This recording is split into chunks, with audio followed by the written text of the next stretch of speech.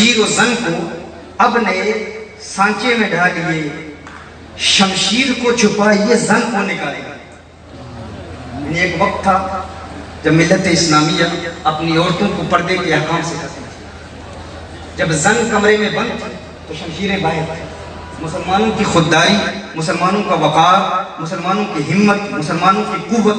اگر کوئی مسلمان پر حملہ کرتا، کوئی عورت آواز بلند کرتی تو مسلمانوں کی شمشیریں باہر نکل آتی۔ کیوں نکلتی؟ کیونکہ عورتیں چادر اور چار دیواری کی پابندی کرتی تھی، دین اسلام کے احکام پر پابند تھی۔ لیکن جب عورتیں بازاروں میں نظر آ رہی ہیں اور مسلمان بدنگاہی کا ارتکاب کر رہے ہیں تو مسلمانوں کی جرأت، غیرت ختم ہو گئی۔ اکبر الہ نے اس وقت کہا تھا، کہا شمشیر و زن کو اب نئے سانچے میں ڈالیے، شمشیر کو چھپائیے زن کو نکالے۔ یعنی اگر عورت گھر میں پابند رہی، شریعت کے احکام پر عمل کرتی رہی، پھر تلواریں باہر نکلتی رہیں گی، لیکن اگر عورت بازار میں آ گئی تو پھر تلواریں چھپانی پڑیں۔ آج یہی ہماری حالت ہے، ہم قرآن کریم کی تفسیر سے دور ہیں، قرآن فہمی سے دور ہیں۔ اللہ جل وعلا کی اس حکم کی روشنی میں مفسرین ارشاد فرماتے ہیں، حضرت عبداللہ بن عباس رضی اللہ تعالیٰ عنہما، حضرت ابی بن کعب، امام مجاہد اور دیگر مفسرین نے فرمایا ہے اس آیت میں جب اللہ جل وعلا ارشاد فرما رہا ہے کہ ایام اللہ کی یاد دلائی جائے کہ ایام اللہ کیا ہے، تذکیر ایام اللہ کے حوالے سے، چونکہ یہ بزم میلاد شریف کی بھی بزم ہے اور عرس کی بھی محفل ہے، عرس کی بھی محفل ہے اور میلاد شریف کی بھی محفل ہے۔ اور حضرت شیخ اکرم شاہ جمالی علیہ رحمہ چونکہ میلاد مصطفیٰ صلی اللہ علیہ وسلم کی کانفرنس منعقد کیا گیا اور آج ان کا عرس بھی منایا جا رہا ہے، تو اس میلاد و عرس کے حسین امتزاج کو مد نظر رکھتے ہوئے چند علمی نکات آپ کی بارگاہ میں پیش کرنے کی سعادت حاصل کروں گا، جس کی برکت سے میں محسوس کر رہا ہوں کہ آپ کو اپنے مرشد کی یاد آ جائے، اپنے مرشد کا پیار، اپنے مرشد کی محبت، وہ وقت، وہ لمحات جو آپ نے اپنے مرشد کے قدموں میں گزارے تھے۔ اور پنجابی تو میری پہلی زبان نہیں ہے، برطانیہ سے آنے والا میں کہا کرتا ہوں اردو بھی ٹھیک سے بول لے تو غنیمت ہے، پھر پنجابی، پھر اس کے بعد سرائکی، تو آپ تخیل باندھیں اپنے مرشد کی بارگاہ کا، وہ عظیم بارگاہ جن کے قدموں میں آپ نے وقت گزارا، آج ظاہری طور پر تو آپ کو نظر نہیں آ رہے، لیکن قرآن کریم کی ان آیات کی تفسیر کی روشنی میں جب آپ چہرہ مرشد کو یاد کریں گے تو پھر دل سے یہ آواز نکلے گی کہ ہار تھیواں تینے گل دبے ماہی نمے اصلوں دور نہ تھیواں یا تینڈے پیراں دی تھیواں جتی نت قدمہ ہیٹھ مدھیواں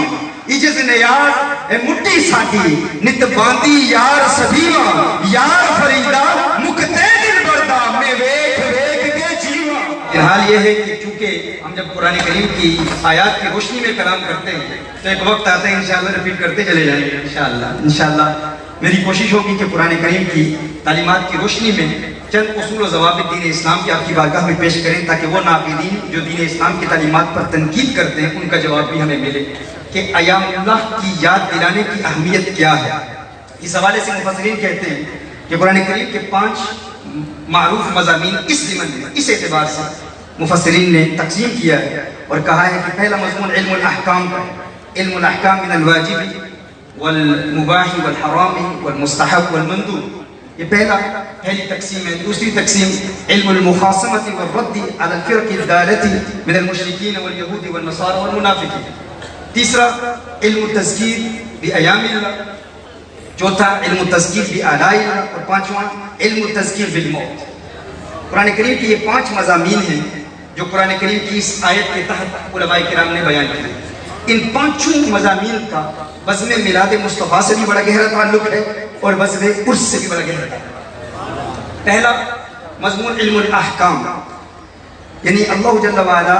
نے جتنے بھی احکام ہر مکلف کے لیے واجب ہیں، فرائض ہیں، سنن ہیں، مستحبات ہیں، ان تمام میں سب سے اہم حکم مقاصد الشریعہ میں، جسے آج American declaration of independence, life, Liberty اور پرسوٹ آف ہیپینس سے کہا جاتا ہے، جو ہم کہتے ہیں کہ امریکیوں نے مسلمانوں کے مقاصد الشریعہ سے اس کو اخذ کیا ہے۔ مقاصد الشریعہ 5 ہیں اور ان 5 مقاصد الشریعہ میں جو سب سے پہلا شریعت مطالعہ کا مقصد ہے وہ حفظ دین، پروٹیکشن آف ریلیجن، حفظ دین، دین کا تحفظ، دین کو بچانا، اور دین کے بچانے کے حوالے سے جو فرض ہم پر عائد ہوتا ہے قرآن کریم کی ان 5 مضامین کی تقسیم کو مد نظر رکھتے ہوئے جو پہلا مضمون میں پیش کر رہا ہوں علم الاحکام کے حوالے سے، اس پر اگر ہم غور کریں کہ سب سے پہلی ذمہ داری آج مسلمانوں کی کیا ہے اور اس خانقاہی نظام کی کیا ہے، کیونکہ نبی کریم صلی اللہ علیہ وآلہ وسلم کے بعد اب کوئی نیا نبی تو نہیں آئے گا،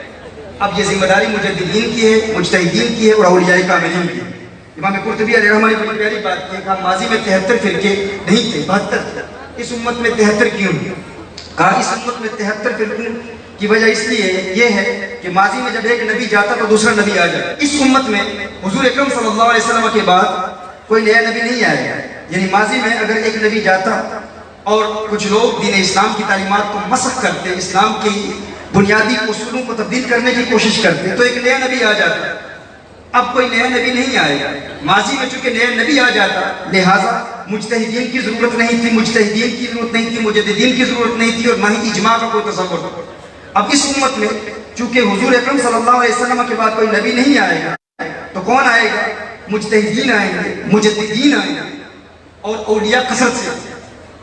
تو کہا ماضی میں چونکہ مجتہدین نہیں تھے، نبی تھے، نبی آتے تھے، تو مجتہدین نہیں تھے تو مجتہدین کے منکرین بھی نہیں تھے۔ چونکہ حضور کے بعد کوئی نبی نہیں آئے گا تو کون آئے گا؟ مجتہدین آئیں گے، مجددین آئیں گے، تو جب مجتہدین ہوں گے، مجددین ہوں گے تو ان کے منکرین بھی ہوں گے، اور یہ منکرین کا جو طبقہ ہے یہ 73واں فرقہ ہے، یہ زائد فرقہ اس امت میں کیوں ہے؟ کیونکہ مجتہدین ہیں، تو مجتہدین اور مجددین کا وجود بھی اس بات کی دلیل ہے کہ حضور کے بعد کوئی نبی نہیں آیا۔ اس حوالے سے ان آستانوں کی ذمہ داری کیا ہے، اس پر اگر ہم غور کریں کہ آج تمام عالم اسلام پر ملت اسلامیہ کو اگر سرسری نگاہ سے دیکھیں اور یہ سمجھنے کی کوشش کریں کہ آج ہمیں کس مقام پر ہونا چاہیے تو آج ہم کہاں کھڑے ہیں، اس پر اگر غور کرتے ہوئے ہم دیکھیں کہ ماضی میں ہماری ذمہ داریاں کیا تھیں اور آج ہماری ذمہ داریاں کیا ہیں۔ ماضی میں کوئی نیا نبی تو نہیں آتا تھا، ماضی میں انبیاء آتے تھے، اب کوئی نیا نبی نہیں آئے گا، اب کون ہیں؟ اولیاء ہیں، مجددین ہیں۔ ماضی میں اگر کوئی دین کے اصولوں کو بدلتا تو نبی آ کے لوگوں کی اصلاح کرتا، اب نبی نہیں آئے گا، یہ آستانے ہیں، یہ خانقاہی نظام ہے، اس کے ذریعے ہم کیا مدد حاصل کر سکتے ہیں اور ہماری ذمہ داریاں کیا ہیں؟ اور یہ ہمارے اسٹیج پہ عظیم علماء بزرگ موجود ہیں، ان کی ذمہ داریاں کیا ہیں اور اس کورس کی بزم کا حقیقی مقصد کیا ہے۔